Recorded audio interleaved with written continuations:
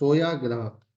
सोया ग्रह वह है, जैसे सोए हुए घर की हम बात कर किए, उसके अंतर ही सोया ग्रह जो है उसमें जिस ग्रह के ऊपर किसी और ग्रह की दृष्टि ना हो, या इस ग्रह की दृष्टि कहीं और ना जा रही हो, इस ग्रह की दृष्टि कहीं और ना जा रही हो, जिस ग्रह की दृष्टि में कोई ग्रह ना आ रहा हो, ऐसे ग्रह को सोया हुआ ग्रह कहा जाता है।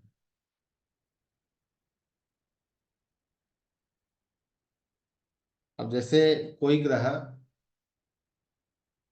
दशम में बैठ जाए, उसकी तो दृष्टि नहीं है कि वो चतुर्थ को देख सके। तो इस स्थिति में चौथे दशम भाव में बैठे हुए ग्रह क्या हो जाएगा, वो सोया हुआ कहलाएगा। सर किसी ग्रह पे नहीं जा रही हो ना? जिस ग्रह की दृष्टि में कोई ग्रह ना हो, जिस ग्रह हाँ। की दृष्टि में कोई ग्रह ना हो, जैसे दशम भाव में बैठा हुआ ग्रह, दशम भाव की कोई दृष्टि है?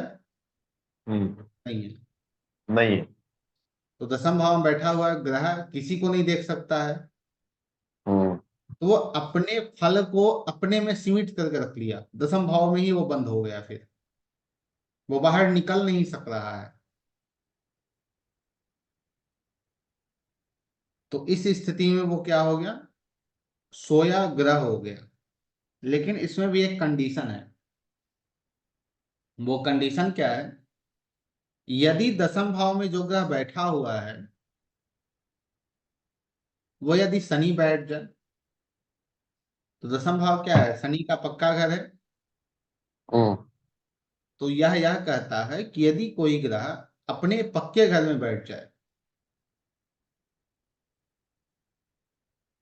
और उसकी दृष्टि में किसी भी ग्रह पर उसकी दृष्टि हो या ना हो, अर्थात दशम में जो बैठा ग्रह है उसकी दृष्टि जा रही हो या नहीं जा रही हो, यदि वहां शनि बैठा है तो वह जागता हुआ माना जाएगा, तो वह जागता हुआ माना जाएगा। यदि दशम में कोई और प्लैनेट बैठ गए जो दशम भाव के पक्के, दशम भाव जो पक्का घर है उसके पक्के ग्रह नहीं हैं, तो वह उस घर में बंद हो जाएंगे, सोए हुए ग्रह वो कहलाएंगे। लेकिन यदि वहां शनि बैठ जाए तो वह वहां पे जागता हुआ माना जाएगा। लाल किताब के अंतर्गत अलग अलग ग्रहों के जागने के अवधि भी बताई गई हैं और उपाय भी दिए गए हैं। उपाय हम ना कहकर उसे हम अलाइनमेंट ही कहेंगे। जैसे बृहस्पति के बारे में जो ग्रहों की अवधि थी उसके अंतर्गत हमने बताया था कि 16 साल बृहस्पति की अवधि है, अर्थात 16 साल के बाद बृहस्पति जागृत होता है। हम्म। तो यदि बृहस्पति आपके दशम भाव में बैठ गया है, या कोई भी ऐसा ग्रह है, एक्स वाई कोई भी ग्रह हो जो सोया हुआ है, उसमें ही हम बृहस्पति को लेते हैं, तो बृहस्पति मान लेते हैं कि वो सोया हुआ है, तो उसके जागने का समय 16 वर्ष है। वो जागेगा कब, 16 वर्ष के बाद जागेगा। उसमें भी वो स्वयं नहीं जागेगा। यदि आप किसी व्यवसाय या किसी नौकरी से जुड़ जाते हैं तो आपका बृहस्पति जागेगा। यहाँ अलाइनमेंट आपको दिख रही है, आपको अलाइन करना है चीजों को। यदि आप किसी व्यवसाय या किसी नौकरी से नहीं जुड़ते हैं तो आपका बृहस्पति 16 साल की आयु के बाद भी जागृत अवस्था में नहीं है। वैसे यदि ही वो दसवां दसवां में बैठा है तब? यदि दसवां में बैठा है या फिर ऐसे भाव में बैठा है जो किसी और को नहीं देख पा रहा हो, हम्म। या ऐसे भाव में बैठ गया है जो कहीं और जिसकी दृष्टि जा ही नहीं पा रही हो, तो इस स्थिति में ऐसी स्थिति उस ग्रह की बनेगी। जैसे छठे में यदि शनि बैठते हैं तो दूसरे को देखेंगे, लेकिन हम्म, छठे में यदि और कोई ग्रह बैठ जाए तो वो क्या कहीं और देख देख पाएगा?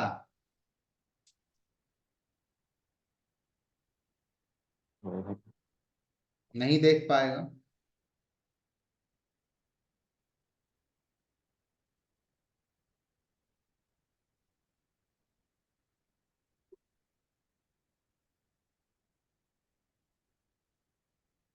अब नवम भाव में कोई ग्रह बैठा हो, नवम में कोई ग्रह बैठा हो, तो वो क्या कहीं दृष्टि अपनी डाल सकता है? नहीं डाल सकता है, क्योंकि नवम भाव पे दृष्टियां आती हैं, नवम भाव की कोई दृष्टि नहीं है। लेकिन नवम में यदि बृहस्पति बैठ जाएगा तो वो जागता हुआ माना जाएगा। यदि नवम में चल। बृहस्पति बैठता है तो वो जागता हुआ माना जाएगा।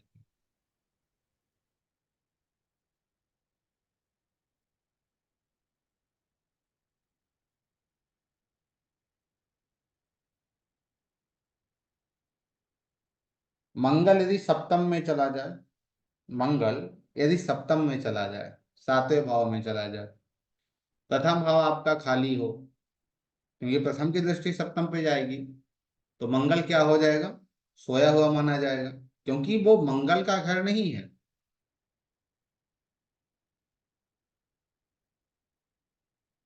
वो जो घर है वो मंगल का नहीं है। वैसे ही यदि हम रख लें, वही बुध आपके चतुर्थ भाव में बैठ गए हों, चौथे भाव में बुध है, आपके दसम में कोई ग्रह नहीं है। अब दसम पे तो दृष्टि चौथी की जाएगी, लेकिन दसम में कोई ग्रह नहीं है, खाली है दसवां भाव, तो क्या हो जाएगा? बुध सोया हुआ माना जाएगा। वैसे ही यदि कोई ग्रह एकादश भाव में बैठ गया हो,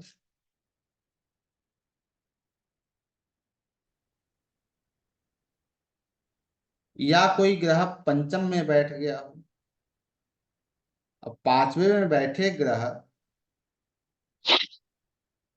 यदि कोई ग्रह पंचम में बैठ गया हो, हम्म, एकादश खाली हो जाए, एकादश भाव खाली हो जाए,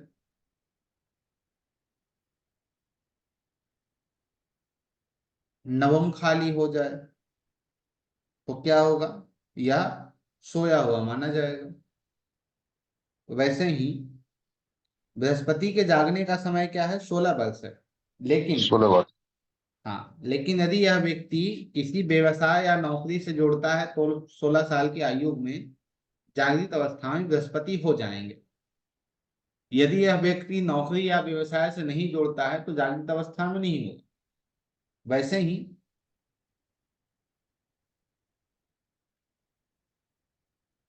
वैसे ही यदि सूर्य सोए हुए हों, जागृत अवस्था में ना हो,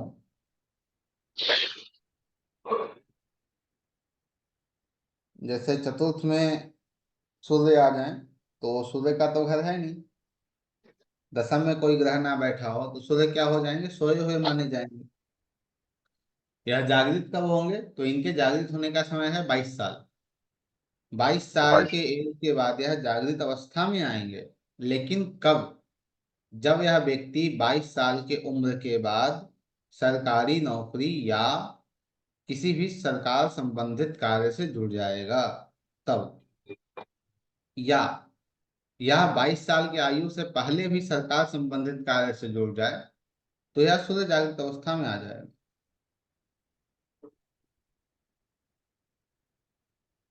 चंद्रमा,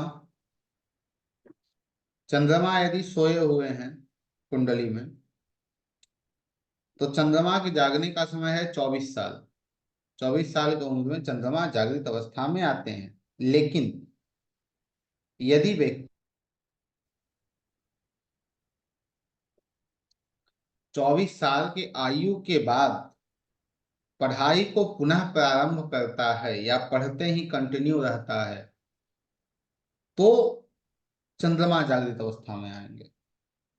अर्थात 24 साल की आयु के बाद भी जातक कंटिन्यू पढ़ रहा हो तो चंद्रमा जागृत होंगे, अन्यथा वो जागृत अवस्था में नहीं आएंगे।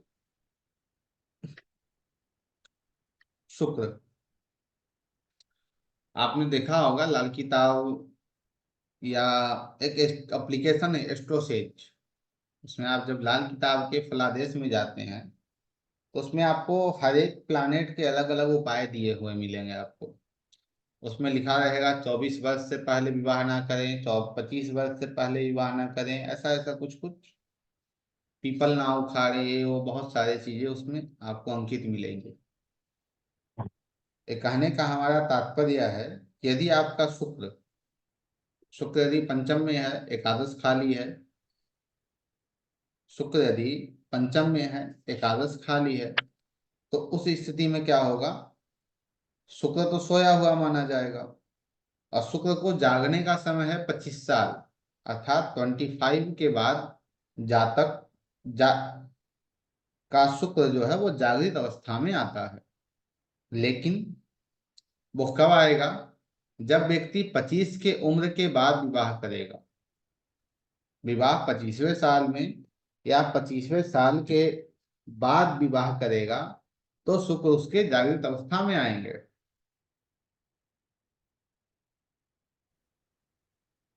आवाज कट वैसे रही है ही, सर। अच्छा,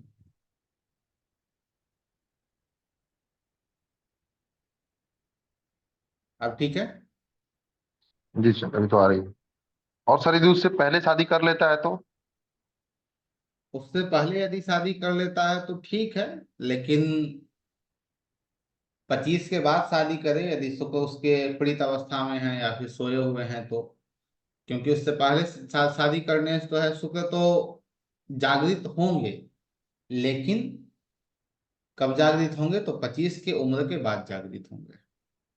एक दूसरा इसका तात्पर्य है, शुक्र रोमांस है, शुक्र प्रेम है, ठीक है। हम्म।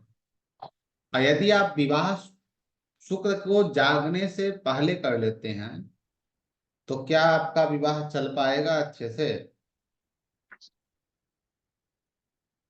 जो नहीं। प्लैनेट प्रेम और विवाह के संबंधों को दर्शा रहा हो, हम्म। जब वही आपके कुंडली में सोया हुआ हो, तो क्या आपका दाम्पत्य जीवन अच्छे से चल पाएगा। बिल्कुल नहीं। उसमें समस्या तो आती रहेगी। हम्म। ठीक है। मंगल, मंगल 22 साल की अवस्था में जागृत होते हैं। मंगल शरीर है, मंगल शरीर है, मंगल एक्शन है। तो हम्म। ऐसी एक्टिविटी जो शरीर को दर्शा रही हो, या विवाह, इन कार्यों से व्यक्ति लिप्त होता है तो जातक का मंगल 22 साल की उम्र के बाद जागृत होता है। या व्यक्ति विवाह कर ले 22 के बाद, या व्यक्ति किसी प्रेम संबंध में हो तो भी वो उसका मंगल 22 साल के उम्र के बाद जागृत हो जाता है। बुध, बुध 34 की अवस्था में जागृत होते हैं, अर्थात बुध जो है वो 34 साल में जागृत होते हैं। या कब हम्म। जागृत होते हैं, जब व्यक्ति किसी लड़की की शादी में सहायता करता है, या अपनी बहन की शादी कराता है, या व्यक्ति कोई व्यापार करता है। लड़की बहन दोनों बुध है, व्यापार बुध है, तो बुद्ध से संबंधित एक्टिविटी करता है तो जागृत अवस्था में आता है। तो इसे समझने का सरल मेथड यह है कि यदि आपको बृहस्पति को जगाना है तो आपको बृहस्पति से अलाइन होना होगा, आपके बृहस्पति जागृत अवस्था में आ जाएंगे। यदि सूर्य सूर्य को जगाना है तो सूर्य से आपको अलाइन होना होगा, तो सूर्य आपके जागृत अवस्था में आ जाएंगे। यदि चंद्रमा है तो चंद्रमा से अलाइन होना होगा, अर्थात आपको पुनः शिक्षा को प्रारंभ करना होगा तो आप बिल्कुल। जागृत अवस्था में वो आ जाएंगे। वहीं यदि शुक्र की हम बात करें तो विवाह के बाद या फिर पहले भी आपका विवाह होता है तो शुक्र जागृत अवस्था में आ जाते हैं। मंगल, आप यदि फिजिकल एक्टिविटी करते हैं या विवाह आपका होता है या हम यह कहें तो जिमिंग करना, ऊर्जा संबंधित एक्शन से अपने काम को करना, अपने काम में एक्टिव होना, तो आपके मंगल को जागृत करता है अर्थात जगाता है। बुध, लड़की की शादी या व्यापार करना, बहन की शादी करना, बुद्ध संबंधित जो चीजें हैं जैसे एजुकेशन है उससे जुड़ना, तो भी आपके वो बुद्ध को जागृत करता है। अब आते हैं शनि पे। शनि की जो अवधि है जागृत होने की वो 36 साल की है, अर्थात 36 साल में शनि जागृत होता है। यदि शनि आपके तीसरे भाव में बैठा हो, शनि यदि आपके कुंडली में तीसरे भाव में बैठा हो और नवम भाव खाली अवस्था में हो, तो शनि क्या होंगे? शनि यहाँ पे सोए हुए माने जाएंगे।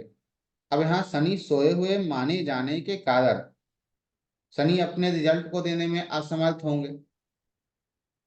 शनि किन चीजों का कारक है? जब आप मकान को बनाते हैं तो मकान से संबंधित जितनी भी चीजें आती हैं आपके पास वह सभी शनि है। तो अपना घर यदि व्यक्ति बना ले, अपना मकान बनाने के बाद या प्रोफेशनली राइज करने के बाद शनि जागृत होते हैं। शनि के लिए दो तीन चीजें हैं, जैसे शनि ड्यूटी है, डिसिप्लिन है और कर्मा है। ड्यूटी, डिसिप्लिन और कर्म। यदि आप ड्यूटी से अपने कार्य को कर रहे हैं, यदि आप डिसिप्लिन से अपने कार्य को कर रहे हैं, यदि आप अपने कर्मा को नियंत्रित किए हुए हैं, आप सत्कर्म कर रहे हैं, तो इस अवस्था में भी आपके शनि जागृत अवस्था में होते हैं। लेकिन लाल किताब के अकॉर्डिंग यह जब आप अपना मकान बनाते हैं तो यह 36 साल के बाद जागृत अवस्था में होता है। यदि आप उससे पहले भी मकान का निर्माण कर लें तो यह जागृत हो जाता है। तो इसे आप देखेंगे, ऐसा बिल्कुल नहीं देखना है इसे कि भाई यह जो है सो एक उपाय को दर्शाता है, या बिल्कुल उपाय नहीं देता। यह भी भृगुनंदी नाड़ी की तरह जो पराशरी ज्योतिष हम पढ़ते हैं उसके अनुसार यह भी कहीं ना कहीं हमें अलाइन करता है, चीजों से हमें जोड़ने का प्रयास करता है। ना कि यह कहता है कि भाई बहुत सारे आपको उपाय करने हैं, आप इसे कर लीजिए उसे कर लीजिए, बिल्कुल ऐसा नहीं है। शनि के बाद हम बात करें कि राहु की। राहु की जो जागृत होने की अवस्था है वो 42 साल की है, अर्थात राहु आपके जीवन में 42 साल की उम्र में जागृत अवस्था में होता है। इसे जागृत करने के दो तीन, एक तो है आज के जमाने को लेकर हम चलें तो इंटरनेट, तीसरा भाव, कुंडली का जो तीसरा भाव है और छठा भाव है उसमें राहु उच्च के होते हैं, अच्छी अवस्था में होते हैं। तो वैसे ही यदि आप तीसरे भाव संबंधित कार्यों से जुड़ जाते हैं किसी भी प्रकार, एन तेन प्रकारे ना, आप किसी भी प्रकार आप तीसरे भाव से, क्योंकि राहु मीडिया है, डिजिटल है, उससे जुड़ जाते हैं। राजनीति से जुड़ जाते हैं, अपने ससुराल से आप अच्छे संबंध रखते हैं, तो आपका राहु जागृत अवस्था में होता है, अर्थात ये जागता है। इसके जागने की अवधि मैंने अभी न बताई, 42 साल की इसकी अवधि है जिसमें यह जागता है। उसके साथ ही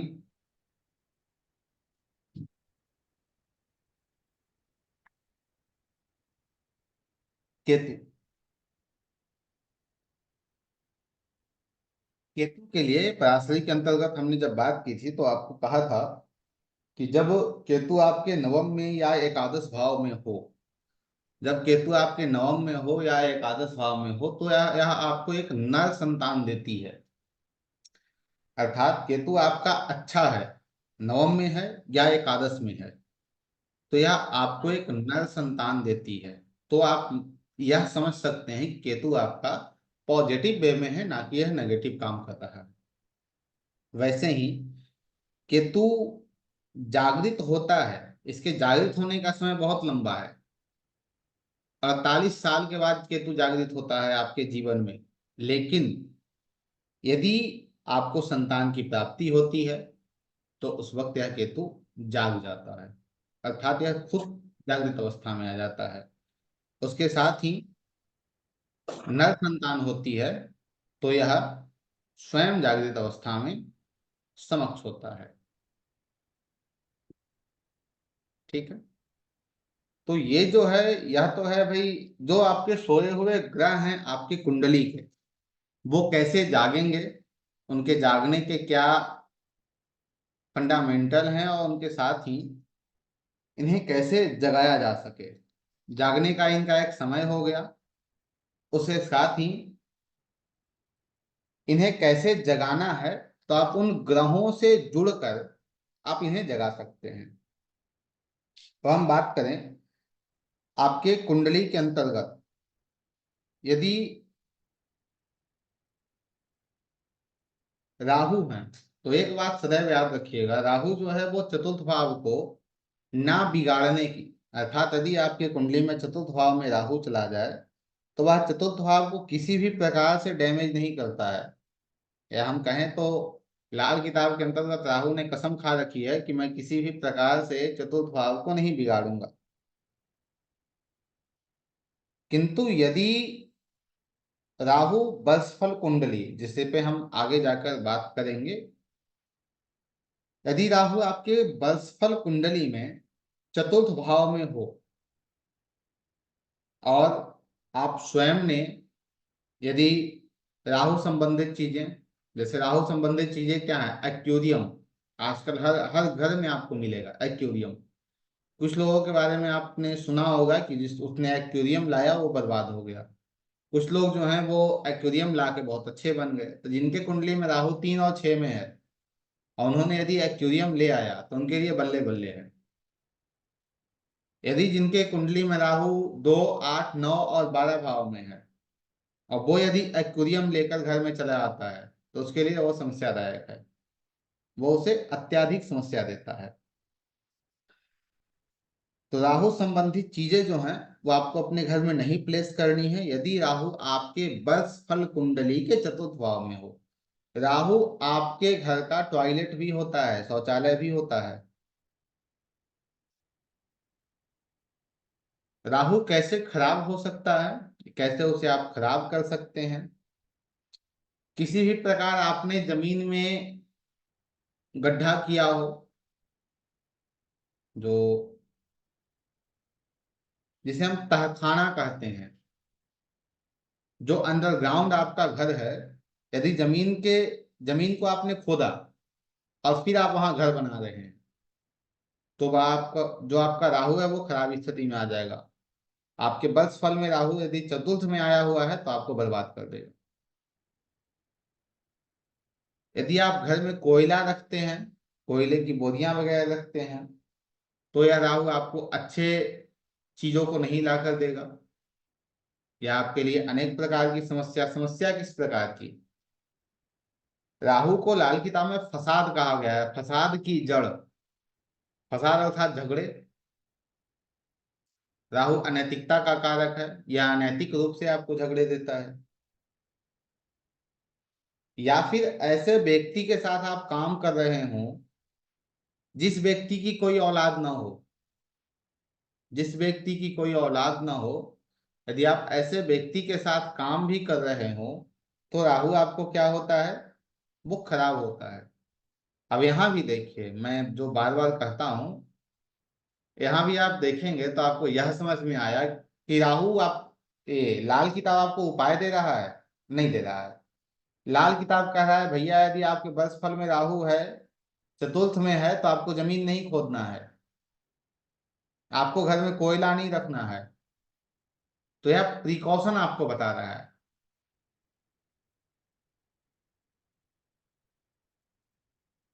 या आप ऐसे व्यक्ति के साथ काम कर रहे हैं जिसकी एक आंख हो, जिसे काना कहते हैं, जिसकी एक आंख हो, ऐसे व्यक्ति के साथ आप काम कर रहे हो, तो आपका राहु क्या होगा, इफ्लेक्टेड हो जाएगा, पीड़ित अवस्था में आ जाएगा।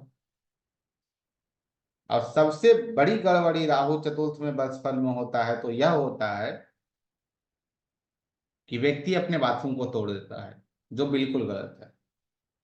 किसी भी प्रकार व्यक्ति यदि बाथरूम को तोड़ता है तो उसके लिए बहुत समस्यादायक है। वो व्यक्ति को बुरी तरह बर्बाद करता है। बहुत से केस में यह देखा जाता है और देखा गया है। यदि राहु वत्स फल में चतुर्थ भाव में गया है तो व्यक्ति को बहुत हद तक बर्बाद करता है। या वह व्यक्ति अपने घर पे नई छत डाल दे, या अपने घर का जो छत है उसे तोड़कर दूसरा डाल दे। लाल किताब कुंडली के अंतर्गत, लाल किताब वास्तु में जब आप देखेंगे तो 12वें भाव को छत कहा गया है। वहां का कारक आपको राहु भी बताया गया है, बृहस्पति और राहु। तो यदि वहां राहु का वो घर है 12वां और उसे छत कहा गया है, तो यदि आप छत को नुकसान पहुंचाते हैं तो आप नुकसान किसे पहुंचा रहे हैं, राहु को। छत बदलते हैं तो बदलेंगे आप किसे, राहु को। शौचालय कौन है, राहु है। यदि आप शौचालय को तोड़ेंगे तो तोड़ किसे आप रहे हैं, राहु को।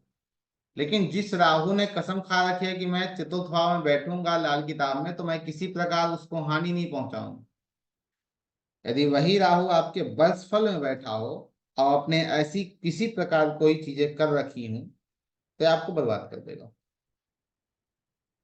ये आपके लिए प्रिकॉशन है। यदि वही बृहस्पति है, मेरी वॉइस नहीं आ रही है अनुराधा जी?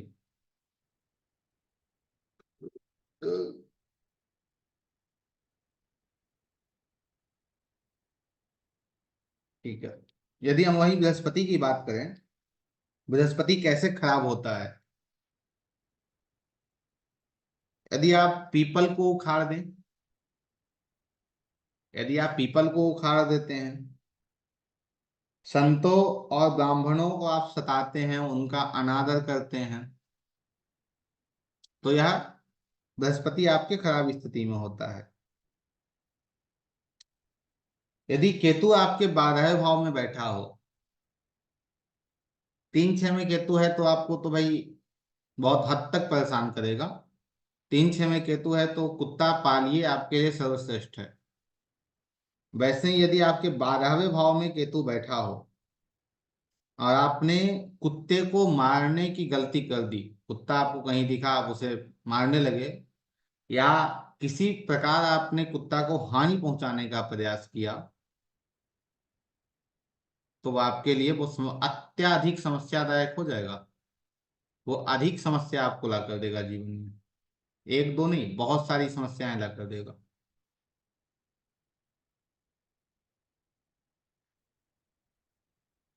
नावा नाबालिग कुंडली, जैसा नाम है, नाबालिग अर्थात 18 साल से नीचे, वैसे ही इसके कार्य भी हैं। क्या है, जैसे लाल किताब में 1, 4, 7, 10 भाव जो हैं जिसे हम लोग केंद्र कहते हैं, उसे लाल किताब में बंद मुट्ठी का घर कहा गया है। यदि आपके कुंडली में बंद मुट्ठी का घर अर्थात 1, 4, 7 और 10 भाव में यदि खाली हो, या पाप ग्रह, पाप ग्रह कौन कौन, राकेश, शनि राहु और केतु,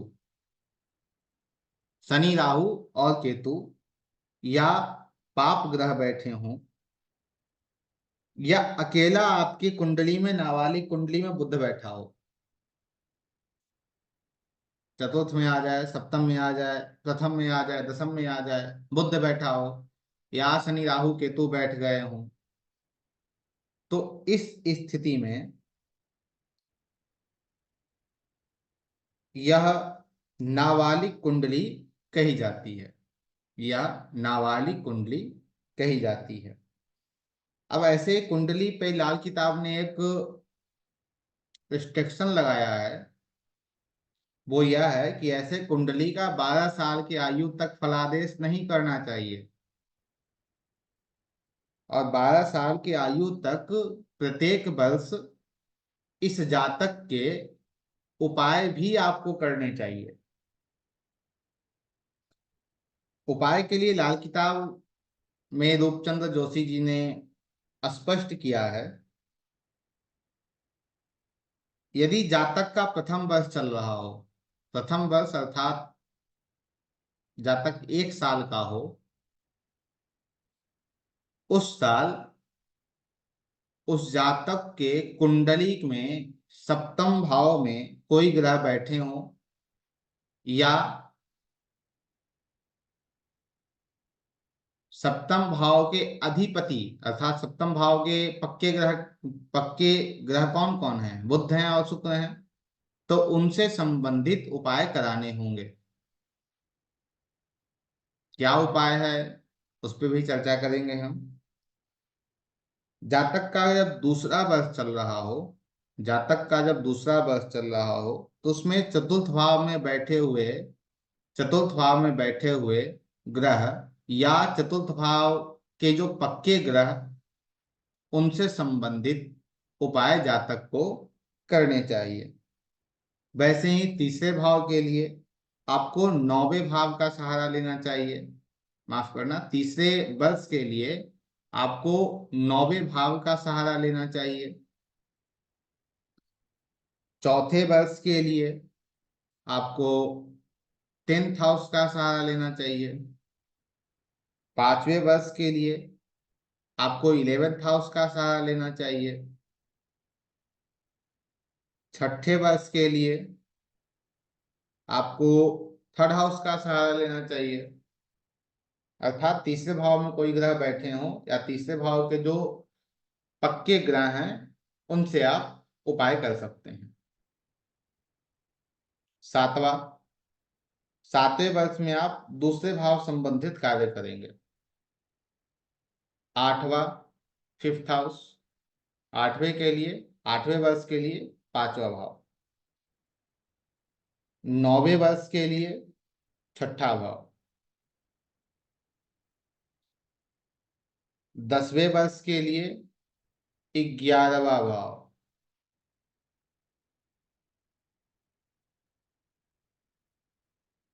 11वें वर्ष के लिए पहला भाव। 12वें वर्ष के लिए 8वां भाव। ठीक है, ये तो आपके भाव हो गए, अर्थात इन भाव संबंधित आप उनका उपाय करेंगे नाबालिग कुंडली के अंतर्गत। वैसे ही एक शब्द पे हमने आप लोगों से व्याख्या की थी, बात किया था, मसनूई ग्रह या बनावट के ग्रह।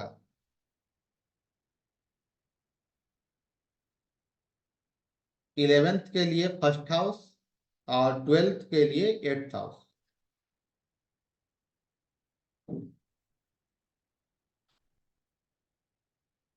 मसनूई ग्रह या बनावट के ग्रह, इनके बारे में हमने आपसे चर्चा की थी। ठीक है, उसी के अंतर्गत उपाय कैसे करने हैं उसके बारे में समझते हैं। जैसे आपके कुंडली के दूसरे भाव में बुध बैठा हो, जैसे आपके कुंडली के दूसरे भाव में बुध बैठा हो। अब दूसरे भाव में बुध बैठा है तो बुध किन ग्रहों से बना है, उसके बनावट के ग्रह कौन कौन है, बृहस्पति हैं और राहु हैं। तो दूसरे भाव के कारक कौन है, बृहस्पति हैं। तो वहां तो बृहस्पति श्रेष्ठ हो गए, अच्छे फल देने वाले हो गए। लेकिन दो ग्रह से बना है बुध, किन किन से, बृहस्पति और राहु से। राहु दूसरे में खराब हो गया। तो जब बुध दूसरे भाव में जाएंगे तो यह आपको अच्छे कार्यों के साथ साथ यह समस्या भी देगा।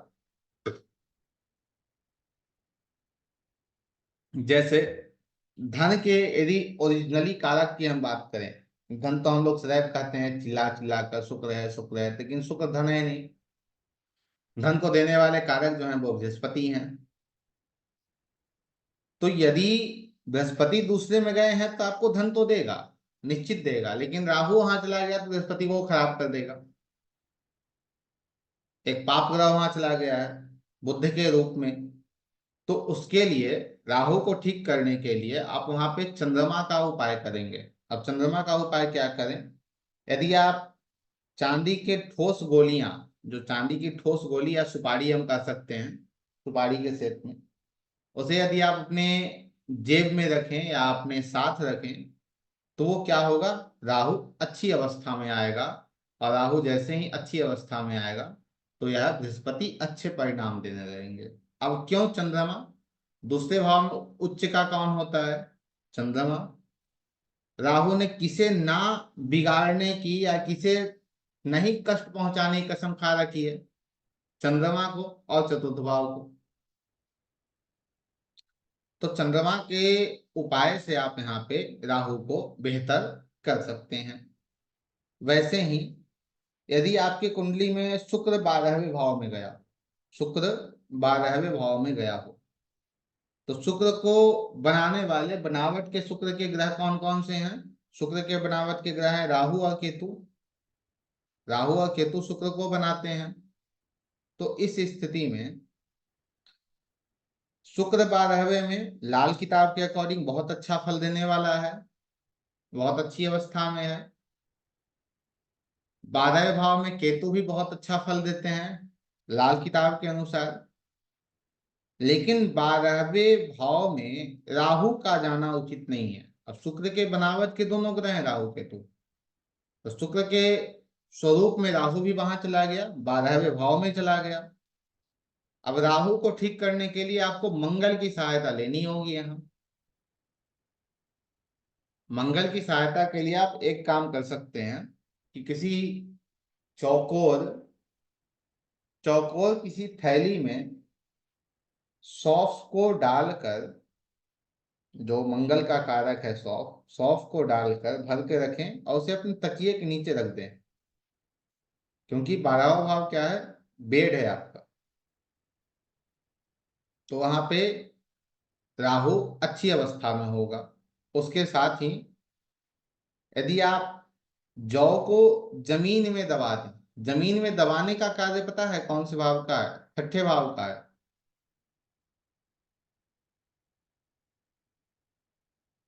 वहां शत्रुता आती है, मंगल शत्रुता का कारक होता है। तो यहाँ भी छठा भाव अर्थात मंगल को आपने यूज कर लिया। तो यदि आप जौ, राहु का कारक, राहु के कारक जौ को यदि आप जमीन में दबा देते हैं वीराने में कहीं, तो यह राहु आपको अच्छे परिणाम देता है, ना कि आपको बुरे परिणाम देता है। लेकिन यदि किसी के कुंडली में शुक्र 12वें में बैठा हो, वो व्यक्ति विदेश में रह रहा हो, तो क्या उसे कोई समस्या होगी? नहीं होगी। ना उसे जौ को दबाने की आवश्यकता है और ना ही उसे सौंफ को रखने की आवश्यकता है। राहु यूटिलाइज है, यूटिलाइजेशन में राहु आ गया है, वो अलाइन हो गया है, अच्छे कार्य कर रहा है वहां। वहीं जो हमने बात की बुद्ध के बारे में, बृहस्पति और राहु के बारे में, यदि ऐसा व्यक्ति अपने पूरे परिवार के साथ विदेश रह रहा हो, या इसका विदेश में ज्वेलरी का काम हो, खाने पीने का काम इसका विदेश में हो, या विदेश से खाने पीने के आइटम को ला कर यहाँ बेच रहा हो, तो राहु यहाँ यूटिलाइज हो गया है, यूटिलाइजेशन मोड में काम कर रहा है। तो यहाँ राहु किसी प्रकार आपको समस्या नहीं देगा। वहां पे आपको राहु के उपाय करने की आवश्यकता ही नहीं है।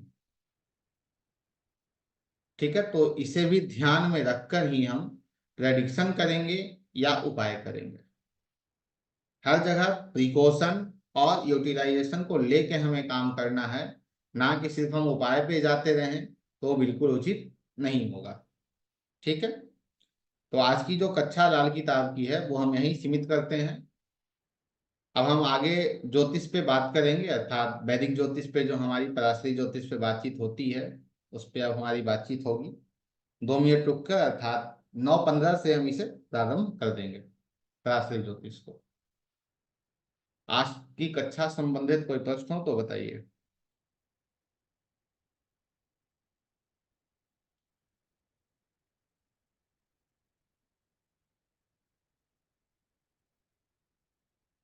अच्छा, ठीक है, मैंने आपको अनम्यूट किया, राहुल जी बताइए। सर इसमें एक दो चीज थोड़ा सा वो होगा, जैसे कि जिस चंद्रमा के बारे में बोले जो पढ़ाई का, हम्म। और सर जैसे गुरु का है काम करने का। तो सर ये गुरु तो ठीक है, तो पढ़ाई के रिलेटेड गुरु का रहता है, थोड़ा समझ में आ रहा है, लेकिन अभी जैसे कि काम करने के रिलेटेड थोड़ा सा उसमें इनके गुरु, एट्रीब्यूट्स को थोड़ा सा वो सब। ठीक है। गुरु को यदि आप समझ रहे हैं, हम्म। गुरु एक्टिव करने का कारक है। ज्योतिष में गुरु और शनि हम्म। को एक्टिवेशन का कारक कहा गया है। ठीक है, हम्म। एक। दूसरा, भाग्योदय कौन देता है आपको, बताइए। भाग्योदय हमारे गुरु देंगे, क्योंकि उसके स्वामी है वो। का, काल पुरुष के अकॉर्डिंग भाग्योदय के स्वामी है। दूसरा, जी। 11th हाउस के कारक कौन है, 11वें भाव के। यदि लाल किताब में कहूँ तो गुरु है। लाल किताब, या फिर ऐसे भी गुरु ही रहेंगे। हम्म। कनेक्ट कर रहे हैं, या फिर और कुछ मुझे बताने की आवश्यकता हो। व्यवसाय से क्या आता है, अर्निंग लाभ। होती है कुछ। लाभ लाभ। लाभ कौन देगा आपको, गुरु। वो तो सर गुरु वेल्थ है एक्टिव तो होगा। उनका। नहीं नहीं, वो तो मैं समझ गया, जैसे गुरु जो है वो वेल्थ देते हैं, वेल्थ के तो सबसे बड़े कारक गुरु हैं, शुक्र से बड़ा वेल्थ गुरु देते हैं। हम्म। ये तो पता है, लेकिन जो गुरु है, जैसे काम करने की बात कर रहा हूं मैं, तो काम तो एक मजदूरी भी काम कर रहा है, लेकिन जो गुरु का जो काम है वो तो बुद्धि का काम है ना। तो यहाँ पे व्यवसाय या नौकरी की बात की गई है, हम्म। न कि शनि संबंधित कार्य की बात की गई है। अच्छा। ओके, मतलब बुद्धि का काम। हाँ, बुद्धि बल जो गुरु का कार्य है, वो गुरु का ही कार्य है, वो लाल किताब हो या कुछ भी हो, उसका काम नहीं बदल अच्छा। सकता है। ओके। एक और ये बात जो और चंद्रमा। आपको ध्यान में होगा, गुरु 10वें भाव में नीच के होते हैं। जी। बताइए दूसरा। और ये जो चंद्रमा पढ़ाई रिलेटेड जो बोले, पढ़ाई चालू रखना। हाँ, चंद्रमा शिक्षा का कारक है, उसमें कोई दो राय नहीं है, चंद्रमा शिक्षा का कारक है। क्योंकि यदि आप के लाल किताब छोड़ हम केपी की बात करें, तो चतुर्थ भाव जो है वो शिक्षा का कारक होता है केपी में। और ओके। चतुर्थ भाव को पीस ऑफ माइंड, अर्थात शिक्षा का स्थान चतुर्थ चतुर्थ भाव को भी लिया गया है। अच्छा अच्छा अच्छा। इस कारण से यह जो है वो शिक्षा को पुनः प्रारंभ करने को कहता है। सर नवाली कुंडली में आपने मुझे बताया था, तो मैं वो जो 11 बोल रहा था ना, मैं वो बोल रहा था कि 5 वर्ष और 10 वर्ष दोनों 11 भाव को है। हाँ। ओके, दूसरा वर्ष और आपका ये 12वां वर्ष 8वां भाव। हम्म। वही चीज मैं कंफर्म कर रहा था सर, 2 बार आया था इसलिए पूछ रहा था। नहीं नहीं, वो यही सेम ही है। मतलब दूसरे वर्ष में भी 8वें भाव को, और उसके में बैठे पक्के ग्रह को, और मतलब 12वें वर्ष में भी सेम। हाँ, चलिए, 1 मिनट ठीक है का हम सर। ब्रेक लेते हैं, उसके बाद पुनः आप लोगों से हम बातचीत करते हैं। रिकॉर्डिंग चल रही है सर, बंद कर दीजिए।